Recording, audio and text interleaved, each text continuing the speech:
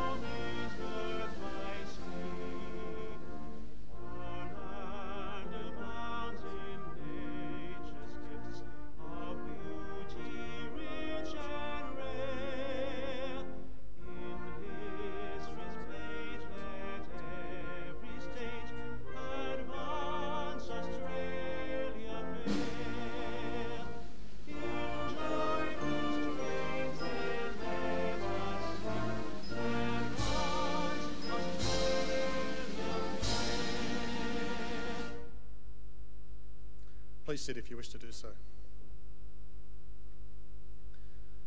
The Australian War Memorial was the vision of Charles Bean, Australia's First World War official historian. Bean landed with the Australian troops on Gallipoli and stayed with them at the front through to the end of the war. The idea of this national memorial and museum came to him at Pozières, France, in the depths of the bloody fighting of 1916. Bean's idea was that this would be a place where families and friends could mourn their loved ones buried in faraway places. It would also be a place that could help all Australians understand what these men and women had endured and what they had done for us. Bean's vision, to which we remain true, is best expressed as inscribed in the entrance to the memorial's galleries. Here is their spirit in the heart of the land they loved, and here we guard the record which they themselves made. Tonight, we will read the story behind just one of those on the Roll of Honour, which lists the names of more than 102,000 men and women who have given their lives for us in war and operations for more than a century. But first, we present a lament, Flowers of the Forest. Wreaths or floral tributes will now be laid at the base of the Pool of Reflection.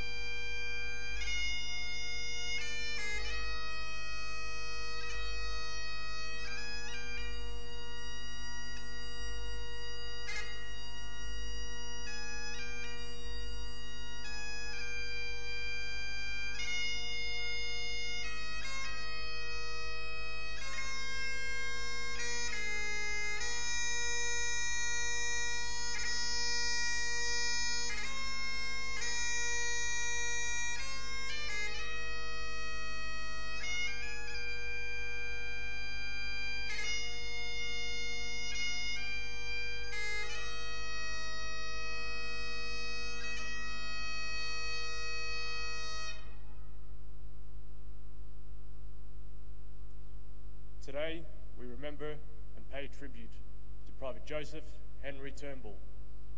Joseph Henry Turnbull was born in 1895 in Murwillumbah, New South Wales, to William and Ellen Turnbull, and was the third of 9 surviving children born to the couple.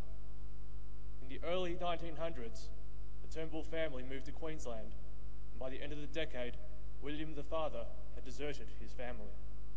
By the time the First World War began, Joseph was working as a labourer, and the family were living in Teutoburg, a town in the Sunshine Coast region that was first settled around 1887 by German immigrant families.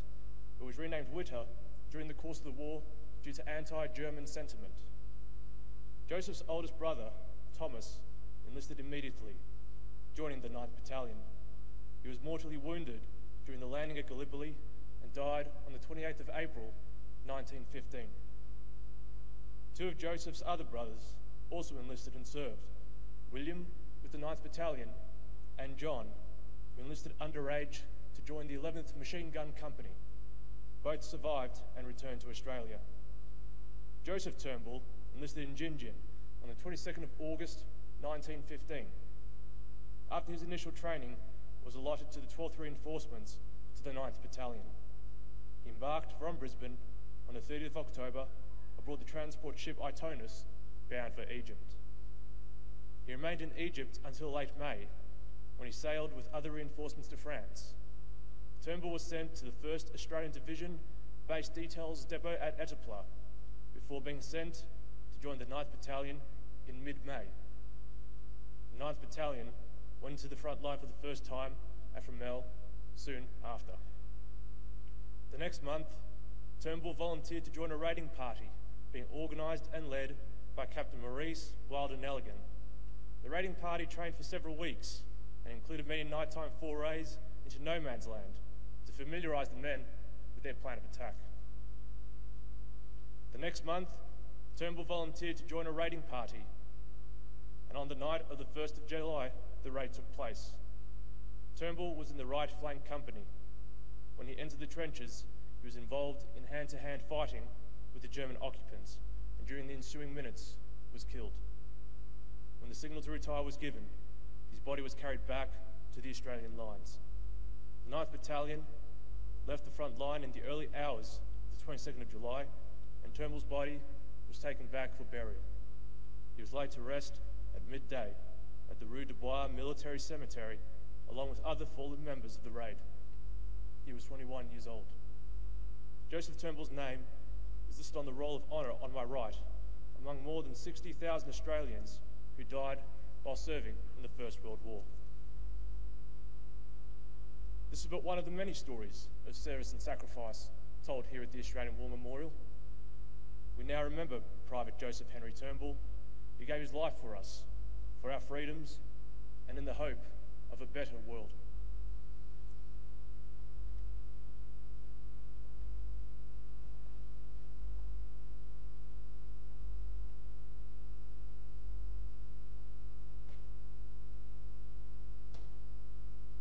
They shall grow not old, as we that are left grow old. Age shall not weary them, nor the years condemn. At the going down of the sun, and in the morning, we will remember them.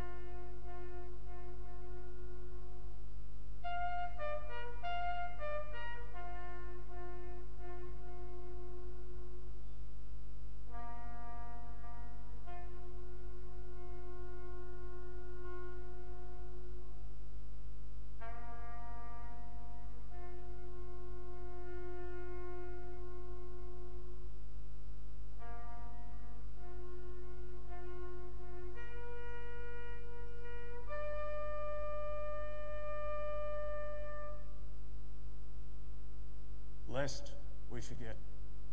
Lest we forget.